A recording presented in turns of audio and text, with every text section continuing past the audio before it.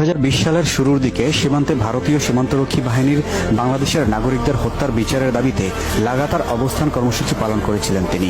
সীমান্তে হত্যা বন্ধে সরকার পদক্ষেপ না নেওয়া পর্যন্ত কর্মসূচি চালিয়ে যাওয়ার ঘোষণা দিয়েছিলেন। ঢাকা বিশ্ববিদ্যালয়ের রাজু ভাস্কর্যের পাদদেশে 1 মাসেরও বেশি সময় অবস্থান করেছিলেন নাসির পাটোয়ারি। তখন নাসির পাটোয়ারি বলেন, আমরা নিয়ে যাবো। আমরা কাটাকার নামে একটা পত্রিকা প্রকাশ করেছি, তার মাধ্যমে আমরা মনে করি শুধু সীমান্তে আমাদের ঘরের স্বাস্থ্য কাটাতায় দিয়ে রাখে নাই, প্রত্যেকটা জায়গায় আমাদের কাটাতায় দিয়ে রেখেছে। ফলে তো আমরা মনে করি সকল কাটাতার ইনশাল্লাহ আমরা উত্তর করবো। আপনারা আমাদের সাহায্য করবেন, সহযোগিতা করবেন, লড়াইয়ে অংশগ্রহণ করবেন।